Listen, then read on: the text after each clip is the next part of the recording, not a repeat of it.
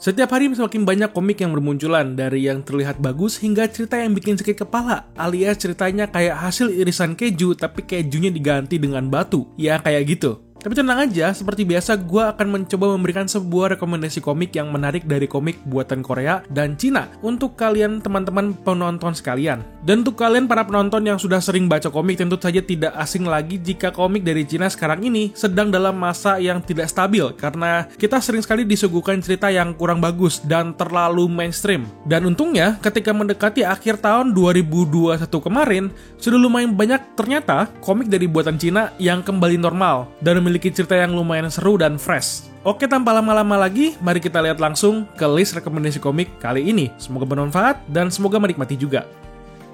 Yang pertama ada The Lift, menceritakan mengenai seorang laki-laki bernama Yoon Jae yang telah kehilangan istri dan anaknya dalam tragedi di mana dua-duanya dibunuh oleh penjahat. Hal itu membuat dirinya depresi dan stres akibat rasa duka yang ia miliki. Ketika ia memutuskan untuk mengakhiri dirinya, ia mendapati sebuah buku harian yang ia temukan di meja yang ternyata buku harian tersebut adalah sebuah buku dari dirinya sendiri, namun dari masa depan yang memperlihatkan dirinya di masa depan yang telah bisa bertemu dengan istri dan anaknya lagi jika ia memenangkan sebuah permainan yang ada di dunia paralel, di mana hadiah dari permainan di dunia paralel itu adalah semua keinginan yang diminta oleh pemenangnya akan bisa dikabulkan, meskipun itu membangkitkan kedua keluarganya, yaitu istri dan anaknya. Oleh karena itulah, akhirnya Yoon Jae memutuskan untuk ikut dalam permainan ini agar dia dapat mendapatkan hadiah utamanya dengan bantuan dari buku harian dari masa depan. Inilah kisah Yoon Jae berusaha untuk mewujudkan keinginannya dengan bantuan dari buku harian dari masa depannya sendiri. Yang kedua ada Bug Player atau I Am Player Who Suck Alone, menceritakan mengenai seorang laki-laki yang mati konyol akibat bermain game semalaman dan menemukan dirinya terbangun di dalam tubuh seorang bangsawan gemuk yang bernama Jared, di mana hal ini membuatnya kaget karena dunia yang dia tahu ketika terbangun adalah dunia game yang sering dia mainkan sendiri sampai meninggal. Meskipun begitu, di sini sang laki-laki sekarang menjadi Jared, seorang bangsawan yang memiliki masa depan yang suram. Oleh karena itu, akhirnya dia memutuskan untuk mengembangkan hidupnya menjadi seorang bangsawan sejati dan menjadi penguasa di dunia itu. Dengan bantuan dari pengetahuan dalam game yang ia punya, dia bisa dengan mudah untuk menentukan siapa musuh dan siapa kawan, dan tentu saja membuat dirinya menjadi lebih kuat lagi dengan informasi yang dia tahu. Inilah kisah Jared dari seorang bangsawan kecil hingga menjadi kaisar, di mana dia dapat memimpin dunia itu. Ketika baca komik ini jangan terlalu dilihat dari visualnya, karena visual komiknya kurang bagus menurut gue sendiri. Namun yang bikin nagih itu adalah ceritanya. Makanya gue rekomendasikan di sini. Meskipun visualnya itu bisa dibilang sedikit amburadul, tapi masih memiliki nilai yang bisa untuk diproses lah, masih bisa untuk dibaca lah kasarnya gitu. Yang ketiga ada The Legend of the Northern Blade. Cerita di komik ini berpusat pada seorang laki-laki yang bernama Jin Moo-won, seorang laki-laki keturunan dari sekte Surgawi Utara yang hancur akibat pengkhianatan dari seluruh ahli bela diri yang menghancurkan sektenya dan meninggalkan Jin Moo-won yang pada awalnya tidak pernah belajar bela diri untuk ditinggalkan sendirian di sana. Ia pun disiksa setiap hari karena orang-orang bela diri lain menganggap bahwa masih ada rahasia bela diri yang ditinggalkan oleh sekte Surgawi Utara yang sakral dan rahasia, dan orang-orang mengincar hal itu untuk menjadi lebih kuat atau untuk dijual untuk keinginannya sendiri. Moo-won yang tahu akan hal itu tetap diam dan tidak belajar apa-apa di luarnya hingga Selenek datang dan memporak-porandakan tempat tinggalnya, dan Moo pun bisa kabur untuk belajar bela diri sendirian yang sudah ia pelajari selama ini. Dan akhirnya sekarang ini dia bisa menjadi seorang master. Dan setelahnya, Moo-won pun memulai perjalanannya untuk membalaskan dendam kepada orang-orang yang sudah berkhianat kepada sektenya sendiri, sambil melawan musuh-musuhnya yang datang untuk menghampirinya. Tentu ini yang harus banget kalian baca, karena kalian melihat sesi pertarungannya itu sudah bukan main lagi. Keren banget ya visualnya. Bener-bener digambar detail pergerakan dan efek-efeknya, jadi lumayan keren pas dibaca. Yang keempat ada Memorize, menceritakan mengenai seorang laki-laki yang bernama Kim So Hyun, seorang laki-laki yang baru saja keluar dari dinas militer dan terpanggil ke dunia Hall, sebuah dunia yang dibuat seperti dunia paralel dan melakukan sebuah permainan berbahaya untuk bertahan hidup. Dan setelah 10 tahun lamanya melalui penderitaan, ia sudah mencapai puncak Hall Plane. Namun selama 10 tahun itu dalam penderitaan, hal itu membuatnya putus asa dan stres. Oleh karena itu, untuk mengubah masa lalunya menjadi lebih baik, dia meminta hadiah sebagai pencapaiannya itu untuk kembali ke masa lalu di awal mula penderitaannya dimulai, di mana Kim So Hyun memutuskan untuk mengubah seluruh masa lalunya untuk menjadi lebih baik lagi. Karena di dalam hidupnya dia tidak memiliki hal yang dia inginkan dan tidak tahu apa yang harus dilakukan. Oleh karena itu, dia memutuskan untuk mengubah masa lalunya dan mengulangi apa yang sudah dia lakukan. Namun kali ini, dia bisa mengubah takdir buruknya menjadi takdir yang lebih baik dari yang ia alami dari waktu sebelumnya.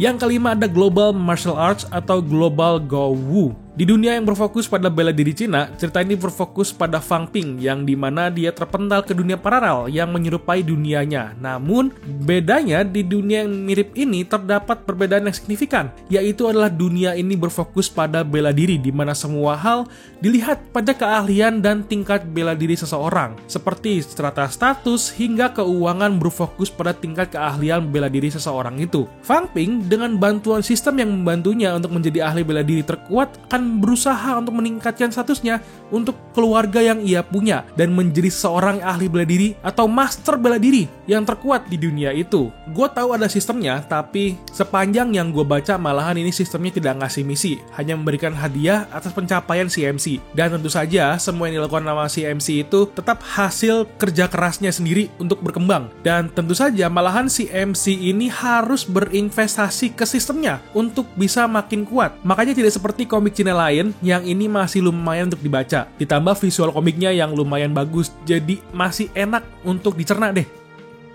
Yang keenam ada This Is The Law. Menceritakan mengenai seorang pengacara jenius yang bernama No Hyung Jin yang berperang melawan kejahatan sepanjang karirnya untuk melawan orang-orang jahat dari mafia hingga politikus yang nakal atau politikus yang sering korupsi lah, kasarnya begitu. Karena inilah dia akhirnya dibunuh oleh Badan Intelijen Negara karena sudah mengusik orang yang tidak seharusnya dia usik. Namun ketika diadili di dunia bawah atau neraka, dia ini seharusnya tidak mati saat itu juga karena dia ini memiliki takdir yang besar untuk mengubah dunia itu. Oleh karena itu, Dewa Yama akhirnya memutuskan untuk mengirimnya kembali untuk mengubah nasibnya dan memulai memberantas orang-orang jahat dan suka korupsi di dunia dengan kepintaran dan kepengalaman yang pernah ia lakukan di masa lalu. Tentu saja, dia ini nggak cuma balik ke masa lalu, dia juga dapat kekuatan untuk melihat masa lalu dari sesuatu benda. Jadi yang memang membantu sekali untuk dia ini melihat kejahatan apa yang pernah dilakukan oleh targetnya. Jadi nggak ganggu skillnya, malahan ngebantu banget ya. By the way, ini buatan Korea, jadi dramanya itu cukup enak banget untuk dibaca.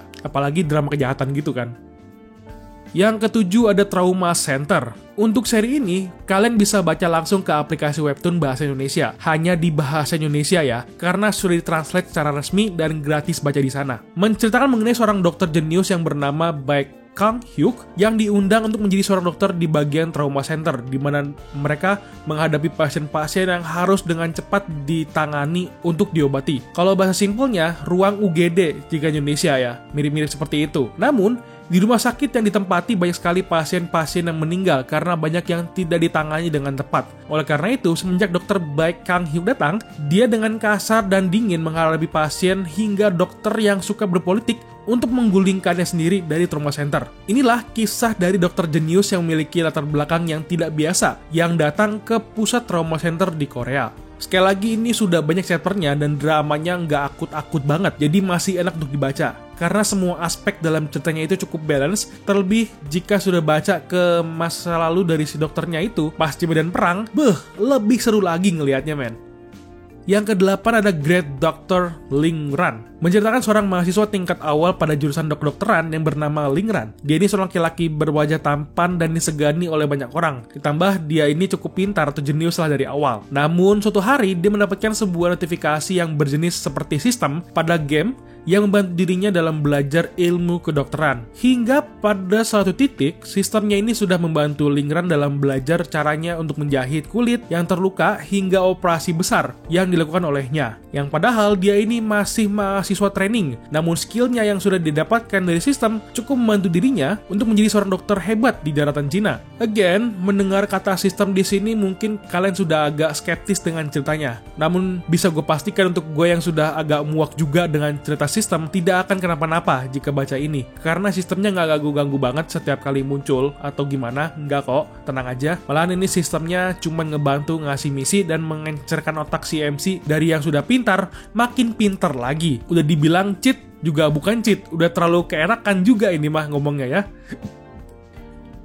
Yang ke-9 adalah Leveling Up by Eating. Yang ini menceritakan mengenai seorang laki-laki yang mengalami penyakit eating disorder, di mana dia tidak bisa berhenti makan terus dan mengalami obesitas di dunia nyata. Namun, dulunya itu nggak begitu. Dulunya itu dia kurus dan terlihat tampan sekali. Oleh karena penyakit inilah, dia menjadi minder dan tidak mau bertemu dengan teman-temannya sama sekali yang ada di sekolah. Terlebih juga dia nggak mau sekolah tuh, karena badannya yang sudah obesitas banget. Namun akibat dari anjuran dokternya untuk melakukan pengobatan lewat cara lain, yaitu dengan menggunakan terapi game virtual reality, di mana sang MC bisa makan sepuasnya tanpa harus kegemukan. Ditambah lagi di dalam game VR MMO-nya, semua perasa diaktifkan. Jadi bahan-bahan makanan yang dimasak di game itu akan terasa asli, seperti di dunia nyata. Dan inilah caranya sang MC berpetualang sambil berkuliner di dunia virtual, tanpa harus takut kegemukan. Jadi kayak orang yang suka mukbang gitu, versi VR MMO lah kasarnya. Karena dari game ini, si MC itu bisa mengepres rasa pengen makannya itu di dunia nyata. Karena rasa pengen makannya itu sudah teratasi di dunia game. Makanya karena game VR MMO ini, makanya si MC itu bisa kembali sehat. Yang ke-10 ada Ice Tech Experience Through Writing Books. Menceritakan mengenai seorang laki-laki yang bernama Jong Seok. Dia ini adalah seorang laki-laki tipikal biasa yang sering kalian lihat di banyak cerita. Namun pada suatu hari dia menemukan sebuah buku aneh di toko buku bekas yang sering dia datangi. Ketika dia menggunakan buku itu untuk menuliskan pengalamannya, dia malahan membangkitkan pengalaman hebat dari orang-orang yang pernah menggunakan buku itu juga. Karena ternyata buku itu adalah buku legendaris yang dapat memberikan orang kekuatan bela diri hingga skill untuk memasak yang membuat dirinya menjadi seseorang yang hebat dan spesial.